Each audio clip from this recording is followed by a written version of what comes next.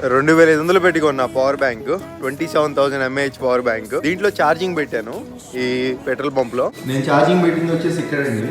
So నా charger వచ్చేసి ఇక్కడ ఉంది. సో చార్జర్ ఉంది కదా, కింద పవర్ బ్యాంక్ ఉండేదిలే, వాళ్ళే లోపల పెట్టి ఉంటారులే అనుకున్నాను. లోపలికి వచ్చి చూస్తే వైర్ ఏమో అట్లా ఉందన్నమాట.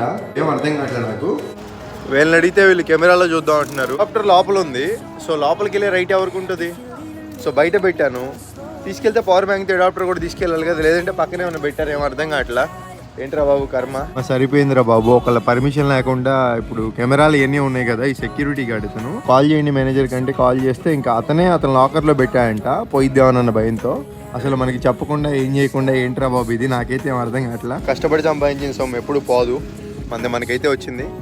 ఏం లేదు, ఈ టైంలో నాకు ఇది చాలా ఇంపార్టెంట్. ఇది పోయిందనుకో ఏం లేదు, ఛార్జింగ్ ఉండదు, వీడియోస్ కూడా తీయలేము. సో మొత్తానికి ఓకే. ఛార్జింగ్ కూడా ఎంత 2% 2 పాయింట్స్ ఉంది, ఫుల్ కూడా ఎక్కలా. చూద్దాం